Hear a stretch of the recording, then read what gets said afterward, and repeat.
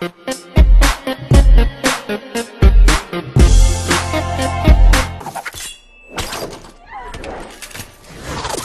assassin, ninja assassin, ninja assassin.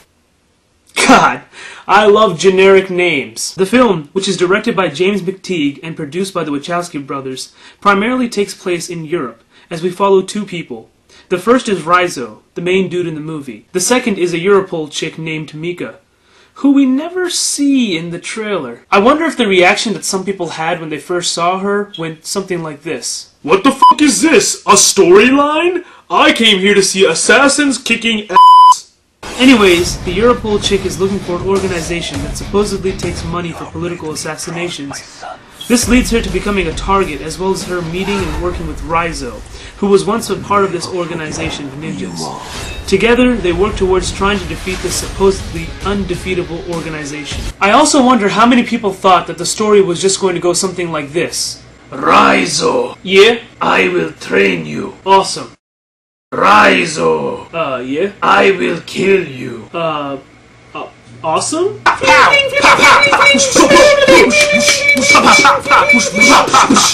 Critics say there isn't a storyline, even going as far as saying that this is just a violent video game in motion. But that's just totally unfair. A good deal of the movie is devoted to backstory through plenty of flashbacks, helping us to understand the personality and motivation of the main character. They also help us see the character evolve as a fighter. On the other hand, Mika doesn't have that much backstory or personality, other than the fact that she's hardworking and brave and caring, so it was harder to root for her life. Aren't we just so messed up? And although this movie does have a generic title, which by the way I don't mind at all, because when you see the title, you know what the fuck is up. There are things done here that are just not done in those forgetful, conventional martial arts movies.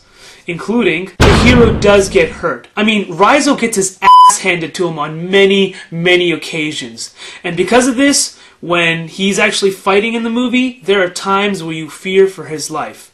Well, at least I feared for his life. The tactics and moves aren't conventional. I mean, there's not once in the whole movie where a ninja uses a smoke bomb in order to disappear. And the scorpion tail chains are just...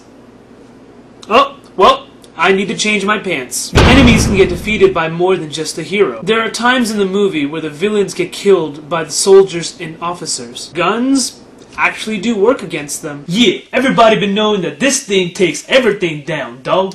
Yeah, in broad daylight, but I mean, what about if I do something like this? See what I mean?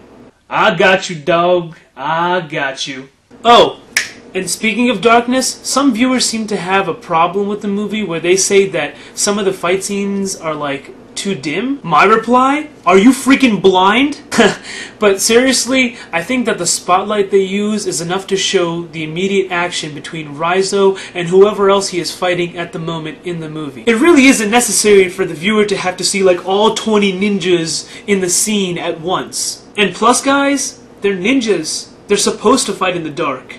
But don't worry, there's enough well-lit scenes for all the bitchy people to appreciate. In conclusion, this is a movie you should see in theaters. Is the plot a masterpiece?